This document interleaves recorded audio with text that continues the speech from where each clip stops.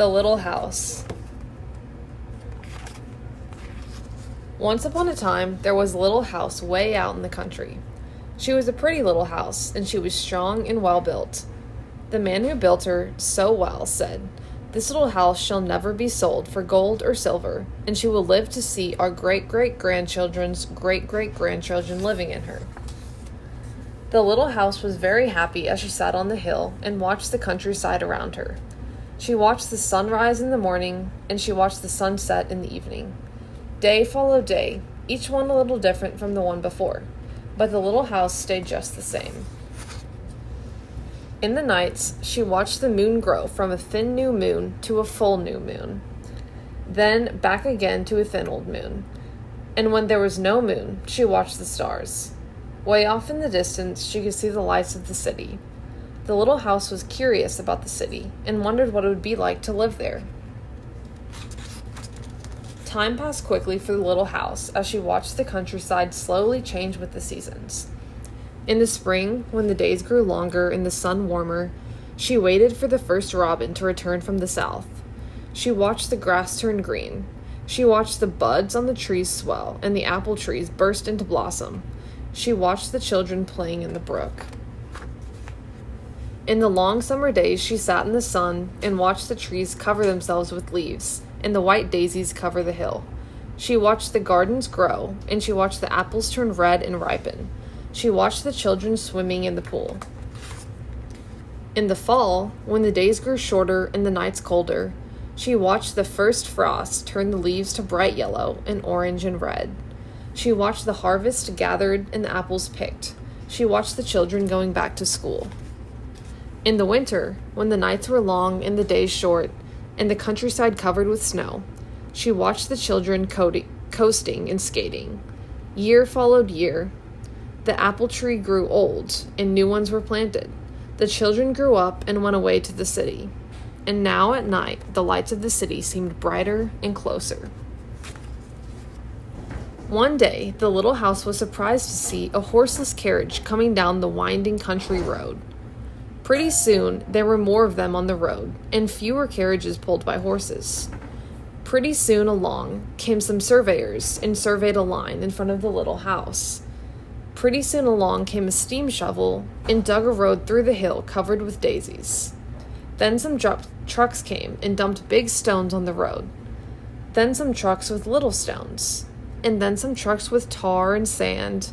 And finally, a steamroller came and rolled it all smooth, and the road was done.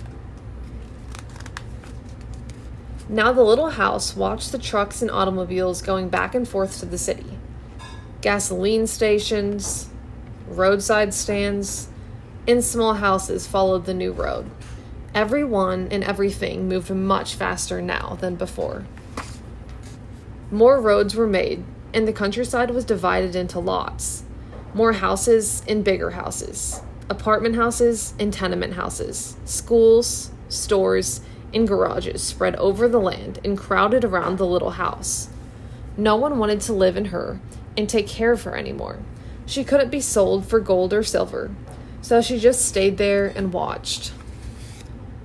Now it was not so quiet and peaceful at night. Now the lights of the city were bright and very close, and the streetlights shone all night.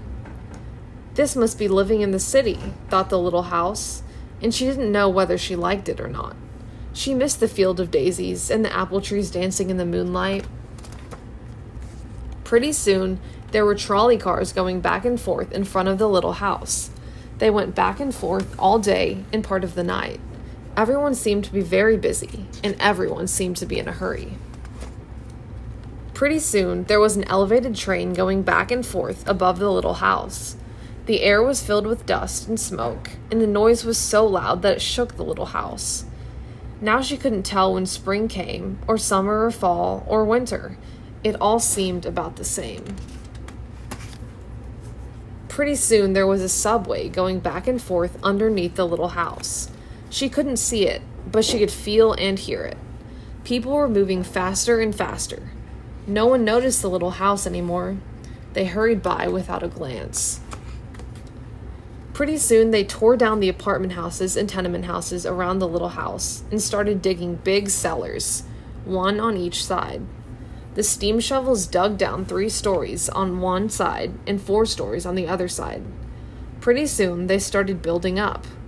They built up 25 stories on one side and 35 stories on the other. Now the little house only saw the sun at noon and didn't see the moon or stars at night at all because the lights of the city were too bright. She didn't like living in the city. At night, she used to dream of the country and the field of daisies and the apple trees dancing in the moonlight.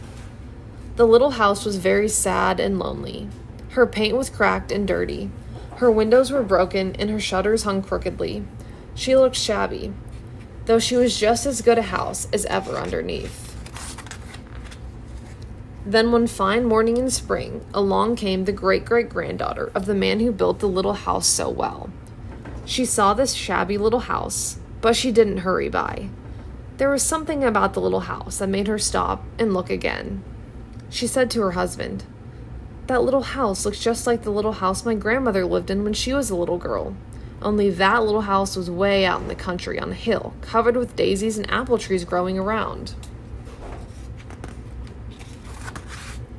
They found out it was the very same house. So they went to the movers to see if the little house could be moved.